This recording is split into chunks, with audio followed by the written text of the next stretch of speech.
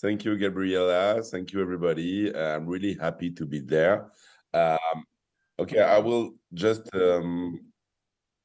yeah, long story short, introduce myself. And to make it simple, I managed the company for 10 years that was called hackathon.com, known also as Be My App. So we've been managing event. And at the very, very beginning of the lockdown, I was organizing a virtual conference like this one about the blockchain. And a friend of mine told me, hey, you should invest into this stuff. It's land in a virtual world called Sandbox. And so I said, oh, really? Yeah, you can pay $100 and you can get the land and you can become a virtual owner. And so, as I'm a bit curious, I would say, I say, okay, let's try and let's do it. And so I was connected on my laptop and I was buying lands like this, for $100. But, I was chatting with everybody and everybody say, oh, congratulations, John, you are successful. Nobody can buy them except you. You are very lucky. And so, I believe it was a scam. I said, okay, I'm the only one who buy it. All the friends here, that they just wanted me to buy it, but I don't know what I buy. That's fine. But 2 months later, they came back to me and they say, hey, your lands now, yeah, their value is $1,000. You made money from that. And I was a bit, skeptic about it. And I say, oh, what is it exactly? And at this moment, I started to dig a bit more and to discover all this world of NFTs. And I realized that it was not only about metaverses, it was a lot of potential, and especially one, I fall in love with, that was at the end of the day, art. And, when I started to dig into that, I say, okay, it's not only images, it's not only JPEGs, it's much more than that. And so this is what I would like to share with you now, basically, what I call NFT culture. So basically what I'm doing now, I'm organizing an important event called the Non-Fungible Conference. I have a French daily podcast called NFT Morning. I wrote a book 1 year and a half ago called NFT Revolution. And I'm managing a place in Paris that is called the NFT Factory. Basically, it's 400 square meters dedicated to NFTs.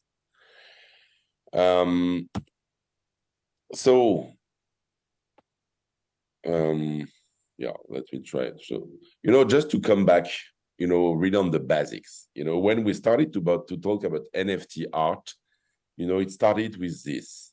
It was like 18 months ago for $70 million. People every day was sold at Christie's for this price. Then, we had these artworks, called the Fungible, that was sold at Christie's for $17 million. Then, we had a lot of sales like this, these pixelized people, these 9 pixelized people called CryptoPunk, who's been sold, for almost $17 million. At this moment, when you really, say, oh, these 9 stuff are sold for this price, a lot of people, even now, even 1 year later, still come to me and say, what's going on? What are we talking about? You're crazy. It's fun. It's just for geeks. It's just a scam. It's speculation. It's nothing. Is it really nothing? Of course, I don't think so. But what I think is, I think, you've been talking about it all along the day, but just to have a simple, definition of the non-fungible token, I don't want to be technical.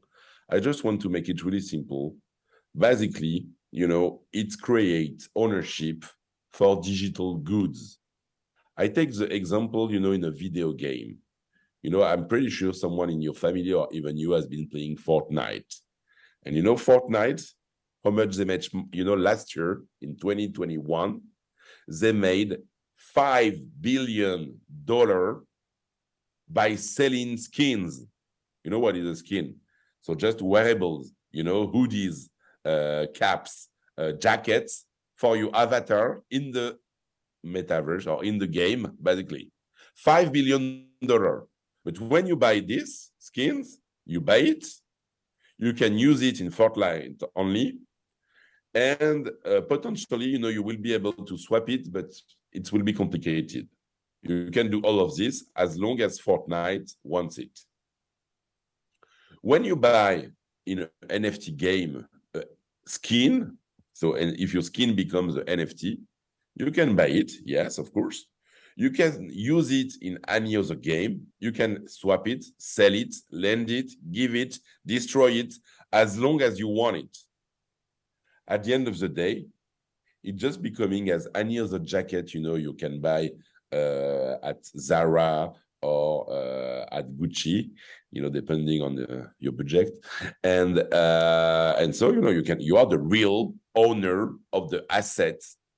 And so this is all of this, that we're talking about during this day, and that we're talking about when we talk about NFTs, creating ownership for something that at the beginning was not ownable, digital assets. And so collect an NFT means, get all the properties of ownership, control your asset, and having an indestructible and immutable record in the blockchain. Okay, you've been talking about it already. So, just what do you collect? You can get collectible. It's a big part of this market. These apes, some of the famous one. It started with crypto kitties. This is a very one collection that happened in 2017. Small cats, that you can breed them and they can get baby cats. And so it's a new NFT that you're getting from that. It was crazy when it started. And it was the first game, and now there are like millions of crypto kitties living in the blockchain. One of the most recent famous one, is called Goblin Town. It's more like, it was free at the beginning. And now you can get one for, I think 1.5 Ethereum. The community start to like and collect them. But, it's all this collection of 10,000 pieces, basically. The point is then, gaming. One of the, famous game is called Sora. You have football cards, that you can collect. And then it's like a virtual fantasy. You can play with them. And if you win games, at the end of the day, you can win more cards that are NFTs, and you are the real owner. I think, this is exactly what we talk about. You are the real owner of the card. So it's a big difference with games like FIFA, where you can buy cards, but every 9 months, you need to buy new cards. And, basically FIFA is defining the rules. You have the metaverses, and I think, you know what we are talking about. And you can buy, these are some of the most famous one: the Sandbox, Decentraland, the other side, Somnium Space, Crypto Voxels. And in all these metaverses, you can buy digital assets, wearable, shoes, sneakers, but you can also buy lands. And when you own a land, this is exactly what I mentioned. You can build something, you can rent it to someone who will use it. You can create your own rules and give access, to who you want into your land. And of course, this is my favorite topic, art. What I like into art is that basically, this is a new whole culture. So, basically, this is the concept of artwork. Everybody can see it. Only one person owns it. I love this artwork, by the way, by Hakatao, who's a famous artist. And what does it mean? Of course, it means that you can have millions of copies. This is the digital, but only one person in the big book of the blockchain is registered as the real owner of the artwork. The thing is, from what this, how could you define the NFT art movement?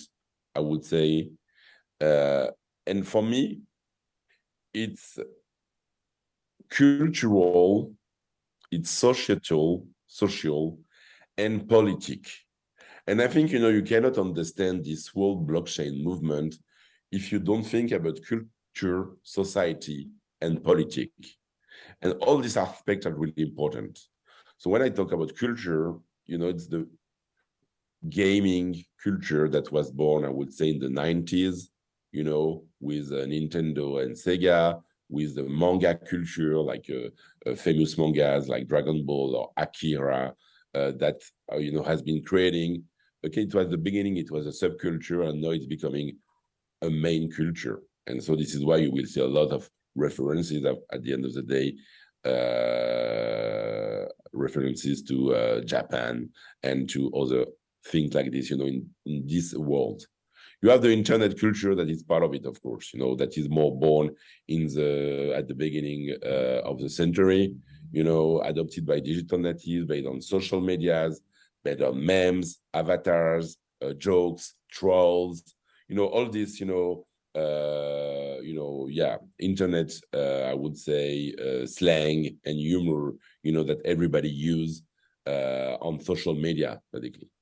And the last thing is politics, what I call decentralist. It was born at the end of the day with Bitcoin in in 2008. That, you know, it's a political movement, is I would say something that is much more than just a currency.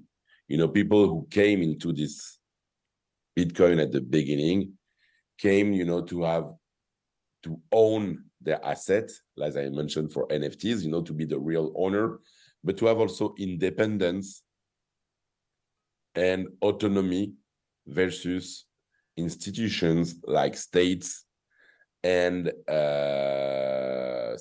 banks and all the traditional institutions. And I think it's really important to have this in mind, because you have a kind of utopia.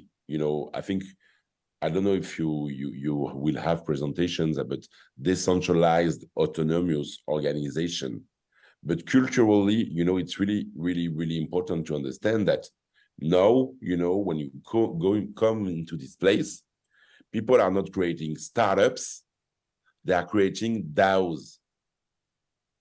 Startups is a classical pyramidal society. DAOs is an horizontal society.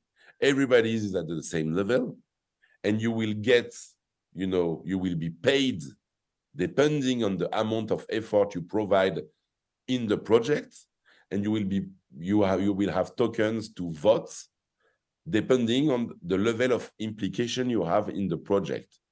And so some people, you can be 100% working in one DAO, or maybe work a little bit in 3, 4, 5 different DAOs. It's a new way of thinking. And when you really think about it, these people are really thinking about new democracy. And this is what we are talking about, especially now, when in this world full of crisis, it's a really, a new way about thinking about, when you see the crisis of Western democracy right now, what could be the new answer? And so you will always have these questions in the art movement. What I like, I will not go into all the schools of art, but what I like, I would just turn here, is all these movements are re-asking the question about what is art. And this is why, for me, some of these artists that you will find in the NFT culture, they are the new Picasso, the new Banksy, the new Da Vinci, even.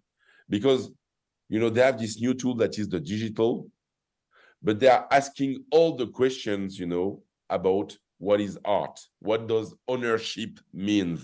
What is art at the age of computers who can generate, art by themselves? And this is what is really interesting. Maybe I know that you will have a really nice presentation about my favorite artist, who's called Murat Pak. And, you should really look about who's Murat Pak. Is an entity, anonymous, who's doing tweets, who's been doing tweets the last 10 years. And when you see, what he's doing, it's always questionings about, the human in the world of digital. And I think, you know, these kind of people, they will have an impact that is much more than art at the end of the day. So just few examples about culturals and schools of art that you can find. One of them, of course, is generative. And, you know, I think you know how generative arts works. And one of the most famous school website, I would say, platform is called Art Blocks. This artwork here is called Fidentia. It's still quite expensive. It's about 100 Ethereum, the basic one. And so, you know the principle. It's basically, you know, an algorithm that is able to generate 1,000 pieces who are all different, but keep the same style. And all this art is basically on chain. And of course, you know, it's one of the most, you have like iconic collections. I recommend you, you know, to have a look on this platform called Art Block, or go to OpenSea and type Art Blocks, and you will see key collections, you know, like this one, Fidenza, Archetype, Ringers, who are like, yeah, really, yeah, all of them are different, you know, but all of them are generative art. And so it's all the time, you know, collabs with, you know, I would say developers on one end, who's been playing with some colors and forms and structures, you know, to generate these kind of creations. You will find a lot of 3D, of course, you know, because a lot of people who's been working into studios, you know, for Marvel, for, you know, Hollywood studios, on 3D models, you know, have been creating 3D creation. And so it's quite popular also because it's something, you know, that you can find.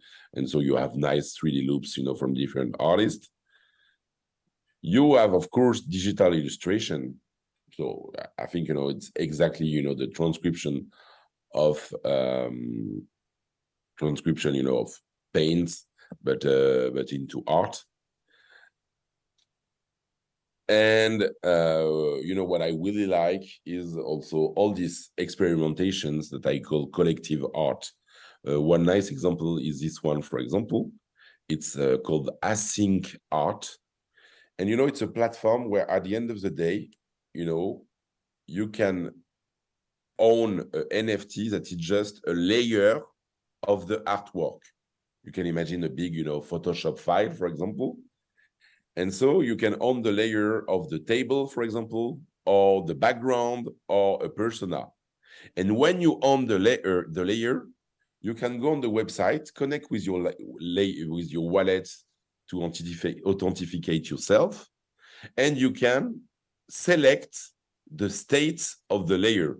For example, for the table, if I own the table layer, I can say, okay, I want it to be displayed in blue, or if I want it to be displayed in black and gold, or just this one.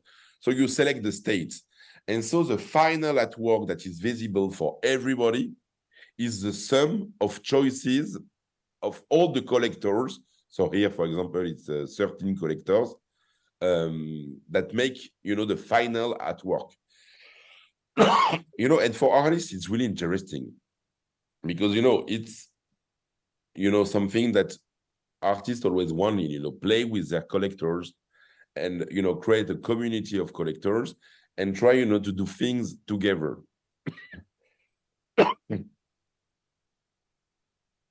The GIF is another it's another style, you know, and one of the most famous one is this artist called Xcopy. You know, so it's a bit morbid, animated GIF. You know, we talked about the internet and social media culture. You know, Xcopy is exactly a product of this culture. You know, started with on Tumblr, you know, who was a famous platform, and you had a lot of GIFs. Also, you know, GIFI, for example, you know, to share GIF. And so he was a GIFI artist. And so, you know, when NFTs came with the Super Art platform in 2018, it was one of the first artists, you know, to use this GIF and make them an NFT. And so now he's selling for millions to Snoop Doggy Dogg and other people.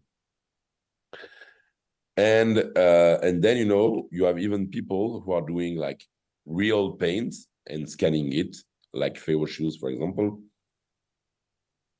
And but you know, I just mentioned 6 style, but at the end of the day, you have much more.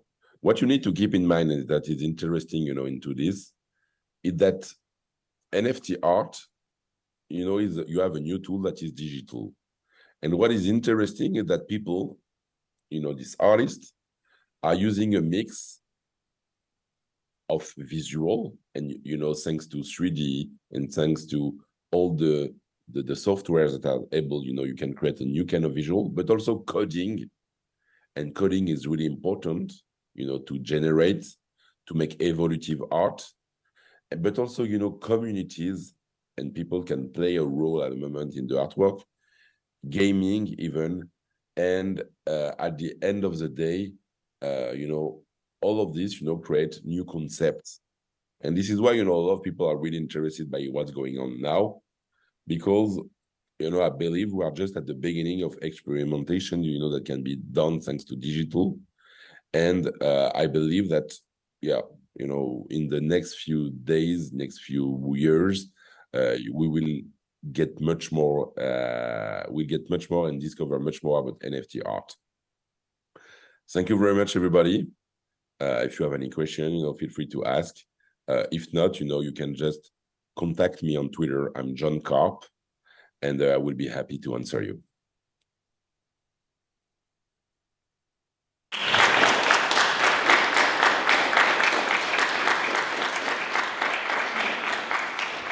That's a clap for you. Do you have, we can have like one question and we will move to another presentation. Yeah, Victor? I think I need a microphone. Yeah.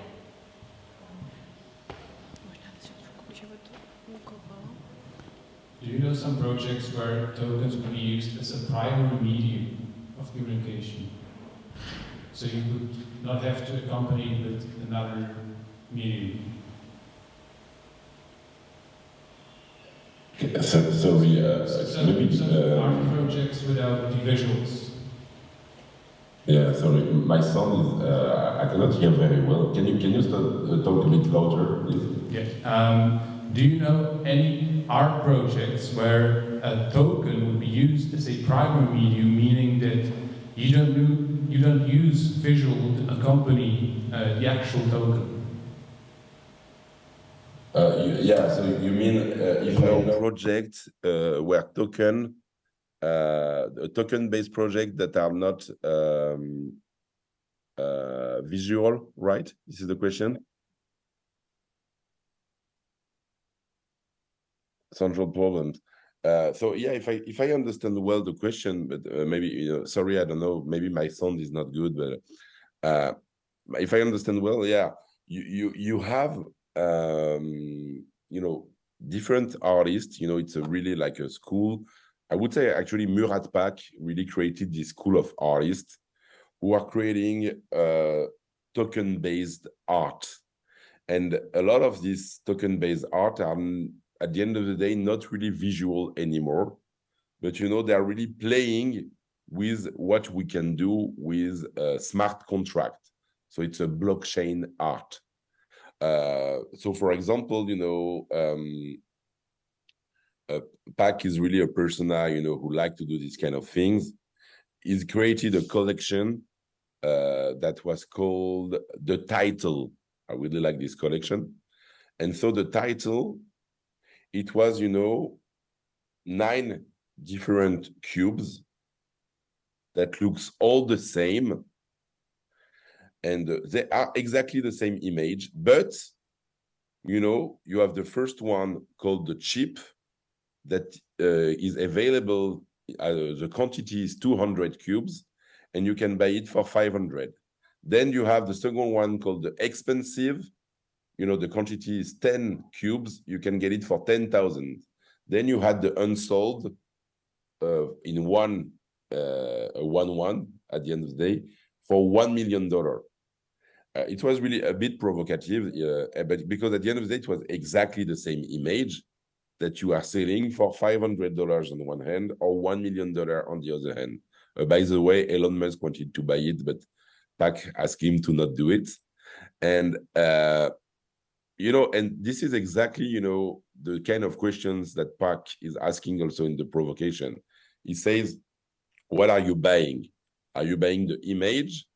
Or are you buying, the information in the token, in the smart contract, that someone basically buy this title at this price, at this moment?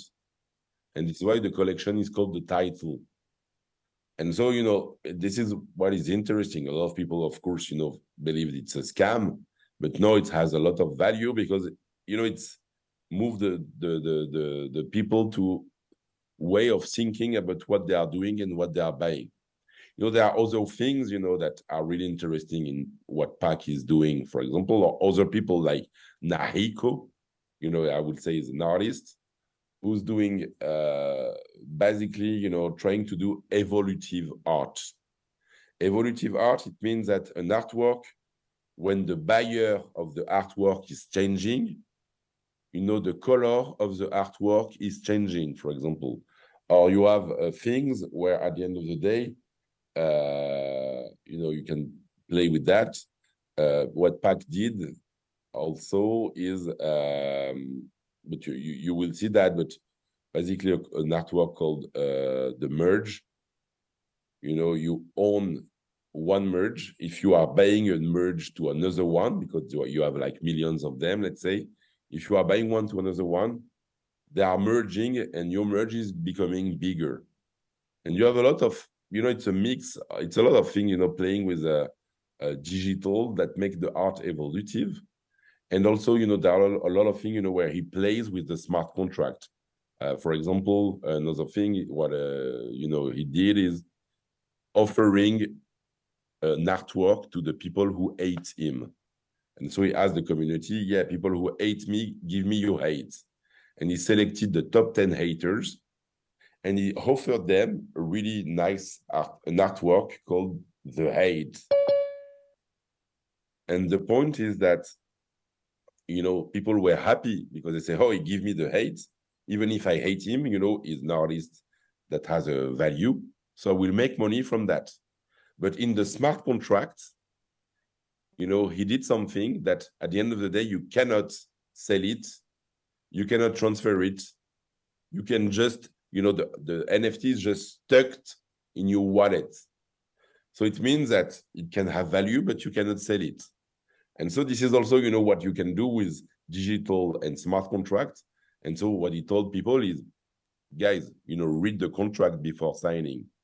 And so this is all this kind of thing, I think there are a lot of things to talk about. But, basically you can play with the code and play, with what you are buying and get surprises also. And so this is what makes it interesting.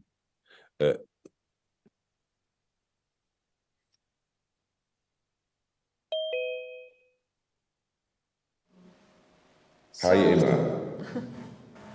John, thank you so much for your time. You can reach out to John on Twitter or via LinkedIn.